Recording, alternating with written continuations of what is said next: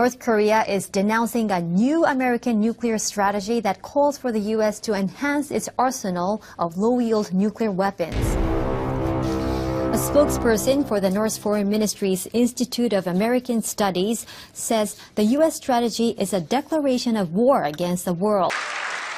As part of our defense, we must modernize and rebuild our nuclear arsenal, hopefully never having to use it, but making it so strong and so powerful that it will deter any acts of aggression by any other nation or anyone else.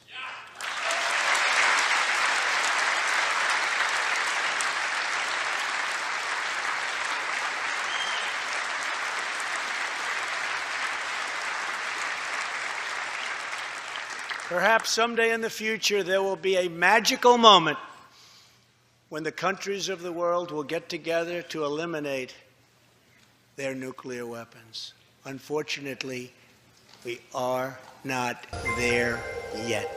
The Chinese government has banned online retailers from selling the Bible. The country has always controlled Bible sales, but there used to be a loophole to permit online sales. Shopping searches on Chinese retailers such as JD.com, Taobao and Amazon, however, are reportedly proving unsuccessful. And news sources are reporting the online loophole has been removed. Most news sources say retailers are not responding to requests for comment. Two unnamed online retailers told CNN, however, customers can still get copies of the Bible from them through private messaging, but public listings of the Bible are now impossible on Taobao. According to the Catholic Herald, the move is another step toward limiting the influence of Christianity in China. Meanwhile, the Chinese government also recently announced it wants to promote Chinese Christianity. According to Christianity Today, China wants to reinterpret and retranslate the Bible to boost Chinese-style Christianity and theology. For United News International, I'm Rachel Latham. An earthquake shook the southland of California on April 5th. According to the U.S. Geological Survey, it registered at a magnitude of 5.3.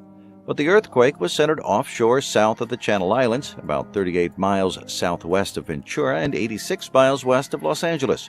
Residents, however, felt the rumble in neighboring Santa Barbara and Orange County. Some local news outlets reported feeling the quake for minutes in LA County, including Business Insider's offices in West Hollywood. Despite having an offshore epicenter, the U.S. National Tsunami Warning Center stated there was no concern of a wave caused by the quake. On Friday, the Centers for Disease Control and Prevention reported the 13th week of flu season had reduced cases of influenza in the United States, but that a second strain, influenza B, was on the rise. UPI reported that rather than getting a strain of influenza A, you have a greater chance of getting influenza B. They carry roughly the same level of severity. Despite the second strain being on the rise, doctors have said that influenza B can be more easily and effectively treated than influenza A. The U.S. has approved the sale of over $1 billion worth of artillery and supporting equipment to Saudi Arabia. The Pentagon announced on April 5th that the U.S. State Department has approved selling Saudi Arabia artillery and equipment in a deal worth $1.31 billion. The Defense Security Cooperation Agency, in a statement, said that the sale, quote, will increase the Royal Saudi Land Forces' interoperability with U.S. forces and conveys U.S. commitment to Saudi Arabia's security and armed forces modernization. According to the notice of sale, the prime contractor is unknown at this time. The announcement is the latest in a series of U.S. defense sales to Saudi Arabia. Last month, the State Department approved another $1 billion in arms sales to the Saudis, including roughly $670 million in anti-tank missiles. For United News International in Washington, D.C., I'm Caitlin Mangum. Billionaire Elon Musk says in a new documentary, artificial intelligence could spur the creation of a robot dictator that could rule mankind forever. Musk said in the film, if one company or a small group of people managed to develop godlike superintelligence, they could take over the world. He continued, at least when there is an evil dictator, that human is going to die. But for AI, there will be no death. It would live forever, and then you would have an immortal dictator from which we could never escape. Musk said that one way to avoid this is to democratize AI. Palestinian words meet Israeli bullets in Gaza. From behind the border fence, Israeli snipers have Palestinians in their sights. They shoot tear gas, then live fire and rubber bullets. Still reeling from their bloodiest day in years, this was the area where last Friday Israeli snipers shot 700 Palestinians, 21 would die. A week later, they're back with a smoke screen and stretchers. The casualty numbers quickly climb, injuries turn to fatalities. These tires that you're seeing, we're not bringing them for war or anything. We brought them to protect ourselves from Israeli snipers.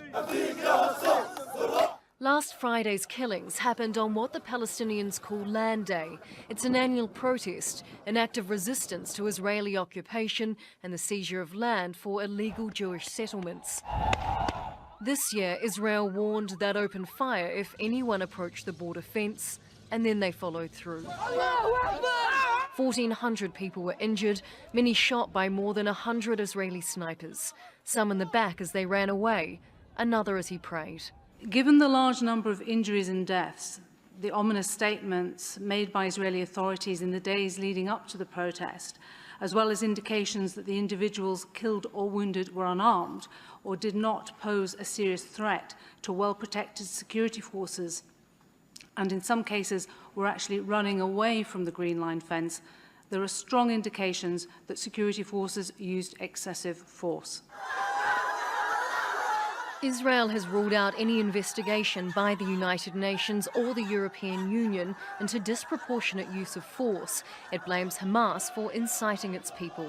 This is a travesty for the Palestinian people that the Hamas government is encouraging its people to attack Israel, is encouraging its people to commit acts of violence, and encouraging them to actually storm into Israel to try to destroy Israel and kill as many people as possible. Palestinians will camp here until the 15th of May, the day Israel was created 70 years ago. Others will continue to press on the border, taunting Israel's security forces and remembering what they've lost, loved ones and land. They hold mirrors to blind the snipers, hoping the world can see as they reflect the violence. Charlotte Ballas, Al Jazeera. Striking at associates of President Vladimir Putin, on Friday, the United States imposed sanctions against Russian businessmen, companies, and officials. It's one of Washington's most aggressive moves to punish Moscow for what it called a range of malign activity, including alleged meddling in the 2016 U.S. election. The action was taken under pressure from the U.S. Congress. It freezes the U.S. assets of oligarchs such as aluminum tycoon Oleg Deripaska and lawmaker Suleiman Kerimov. Kerimov's family controls Russia's largest gold producer, Peleus. The Treasury Department's sanctions are likely to complicate U.S. President Donald Trump's hopes for good relations with Putin. On Friday, health officials in New Jersey said they are investigating an E. coli outbreak in 4 counties that left at least 8 people hospitalized. The New Jersey Department of Health said that it was in preliminary stages of an investigation that was possibly associated with a popular restaurant chain. A Business Insider report cited county officials saying that the chain under investigation was Panera Bread and that it would be the chief focus of the probe. Of the 8 people hospitalized, 5 have already been discharged. Friday has seen more large crowds of Palestinian protesters gather near Israel's security fence with Gaza, and more being shot by Israeli soldiers. 4 people have been killed and more than 150 injured by gunfire in the latest protest, according to Gaza medical sources. The protest was smaller than the deadly one last Friday, but the deaths bring the total death toll in the planned 6 weeks of action to 25. The protests are intended to culminate in the May anniversary of the founding of Israel, which for the Palestinians is synonymous with catastrophe, the loss of their land in Israel, and exile either abroad or internally to Gaza or the West Bank. The Israeli army insists it's only engaging those who enter the forbidden security zone and try to attack the fence, and not the thousands of mainly elderly women and children who hang several hundred meters back and protest peacefully. In recent weeks, self-driving cars have raised a lot of concerns. In March, an Uber self-driving car killed a pedestrian. It became the first ever self-driving car fatality in history. The National Safety Council conducted 2 polls on self-driving vehicles, one in January and one in the beginning of April. In January, 36% of respondents reported that they found self-driving cars to be less safe than a vehicle controlled by a human. By April, that same index of concern had spiked by by 14%. This spike in concern comes as some companies like Google's Waymo are planning to roll out self-driving car services to the public. What if the best way to combat climate change is by dimming sunshine? Some scientists think more effort should be spent on doing so, especially in developing nations. Many Western universities like Harvard and Oxford have already started allocating resources into the study of so-called solar geoengineering. Solar geoengineering proposes the use of man-made chemical sunshade to cool the Earth and slow climate change. This could mean releasing aerosols into the atmosphere to limit the amount of sunshine that reaches the Earth. Doing so could curb catastrophic droughts or floods triggered by warming temperatures. A report published April 4th in the journal Nature highlights the need for poor nations to take a larger role in solar geoengineering. The report's 12 authors hail from countries including Bangladesh, Brazil, China, Ethiopia, India, Jamaica, and Thailand. They argue that developing nations have the most to lose in the face of climate change. For United News International, I'm Milet Uni. In an interview Friday on Bernie and Sid in the Morning on 77 WABC, Donald Trump admitted his tariffs against China could cause some pain in the markets. The president said, "I'm not saying there won't be a little pain, but the market has gone up 40%, 42%, so we might lose a little bit of it. But we are going to have a much stronger country when we are finished." He then added, "We may take a hit, and ultimately we're going to be much stronger for it. But it's something we have got to do."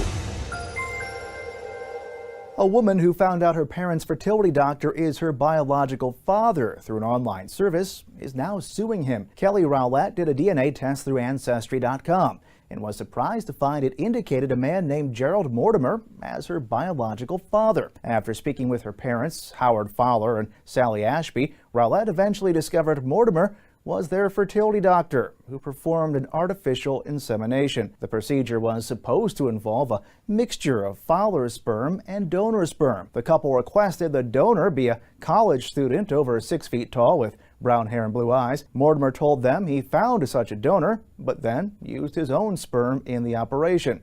At least that's according to a lawsuit the family filed against Mortimer and his clinic. The lawsuit alleges medical negligence, fraud, battery, emotional distress, and breach of contract.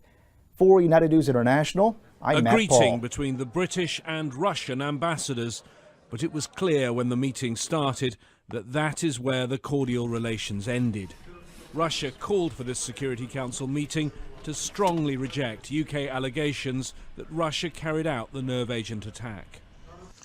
Господа, я даже не знаю, как это комментировать. Ladies and gentlemen, I don't even know what to say about this. It's some sort of theater of the absurd. Couldn't you come up with a better fake story? We all know what the worth of British intelligence information is, based on the experience of Tony Blair. We have told our British colleagues that you're playing with fire and you will be sorry. Diplomats tell me they see this council meeting as part of a pattern. When Russia is backed into the corner, it goes on the diplomatic offensive. We've seen fresh comments in recent hours on the Salisbury case from Foreign Minister Sergei Lavrov and from Russia's ambassador in London.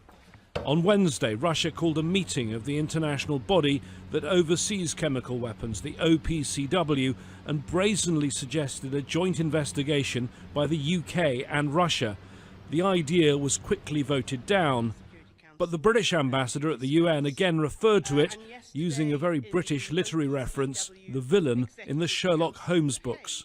Allowing Russian scientists into an investigation when they are the most likely perpetrators of the crime in Salisbury would be like Scotland Yard inviting in Professor Moriarty. So I don't think that's a tenable way forward. Instead, I fear that the Russian motive in calling for a Security Council meeting today is another step in the pattern of obfuscation and contempt for international institutions. It was at the beginning of March in the British city of Salisbury that the former spy Sergei Skripal and his daughter Yulia were incapacitated by a nerve agent known to have been developed by Russia. Yulia is getting better, and hours before the Security Council met, British police released a statement from her. It reads, "I woke up over a week ago now, and I'm glad to say my strength is growing daily. I'm grateful for the interest in me and for the many messages of goodwill that I've received. Russia and the UK are painting very different pictures of who was behind the attack on Miss Skripal and her father. The investigations by the UK authorities and by the OPCW are likely to be long and detailed, but even when they report their final conclusions, I think there's a strong chance Russia will reject them. James Bays, Al Jazeera at the United Nations.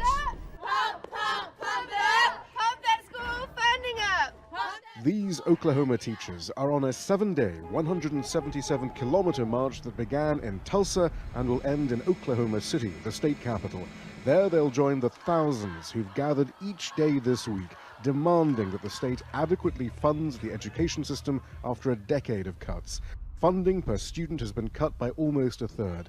Huge classes are without the textbooks, desks and chairs to accommodate them. Teachers here are among the lowest paid in the country. Many schools are open just 4 days a week, and teachers often use the 5th day of the working week for second or third jobs.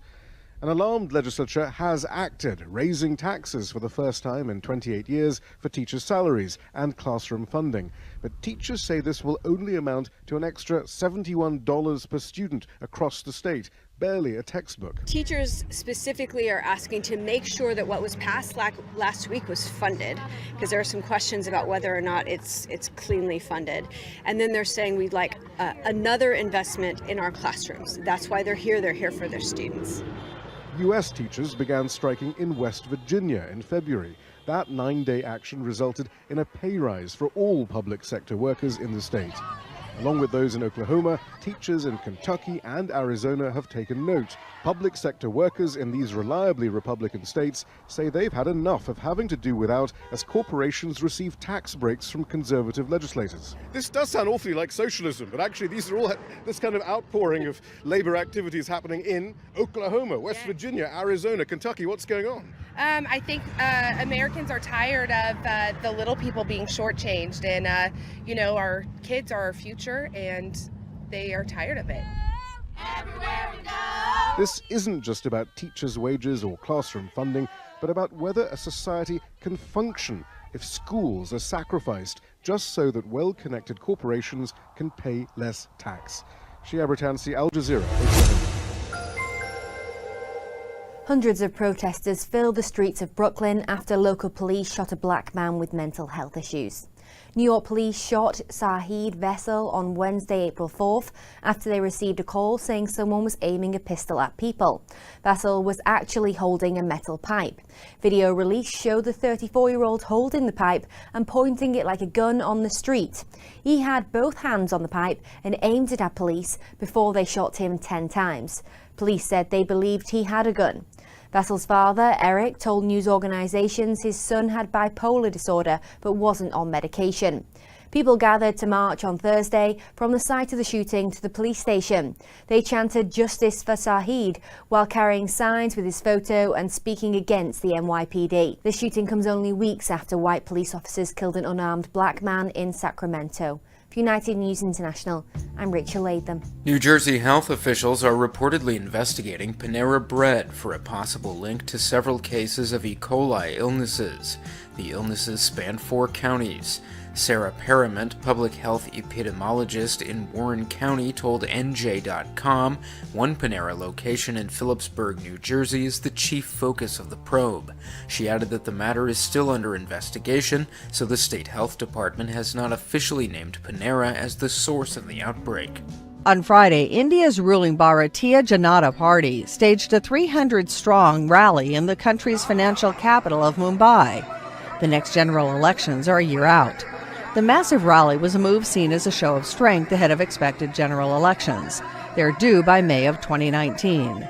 The rally was fronted by the BJP's powerful president Amit Shah, a close friend of Prime Minister Narendra Modi. He used the platform to hammer opposition party chief Rahul Gandhi, taunting him with the nickname Rahul Baba. The name can mean baby in Hindi. Shah also used the opportunity to praise Modi's 4 years of governance. In a news release, the Seminole County Sheriff's Office said that a German Shepherd named Max helped firefighters locate 2 children in a burning house in the Orlando suburb of Longwood. Neighbors who saw the spreading fire called 911 and broke in the windows to rescue the children's mother, Margot Fieser. Max was then able to help firefighters locate Margot's husband and 2 children. The Fieser family was hospitalized for conditions ranging from serious to critical, and their dog Max was treated for smoke inhalation. Has been an alarming spike in government hostility toward religion over the past 8 years. Fox News radio correspondent Todd Starnes, the author of The Deplorables Guide to Making America Great Again, is here with us today. He also has a brand new nationally syndicated radio show starting next Wednesday. I was reading about that. Congratulations, Todd. Thanks, Laura. Appreciate that. We're looking forward to it. Absolutely. All right, so let's talk about this report. What more does it tell us? Well, since 2014, there's been a 76% increase in the number of hostility cases involving religious liberty. And this information coming from the Family Research Council and their report, Laura, and according to their documentation, most of these instances occurred during the Obama administration and predominantly were impacting people of the Christian faith. You know, I know that you follow this group closely. How does the Family Research Council gather their facts and get this all together for us? Well, quite frankly, they use the news media, and they use a lot of reporting from various sources, and they document all of these instances in the 66-page report. This is no surprise. The opposite. There's no talking to the Taliban. We don't want to talk to the Taliban. We're going to finish what we have to finish. What nobody else has been able to finish, we're going to be able to do it. The explanation now? He was simply upset. I think what President Trump was expressing was a reaction to the terrorist activities of the horrible terrorist activities last month in Kabul. Significant elements of the Taliban are not prepared to negotiate, and it may take a long time before they are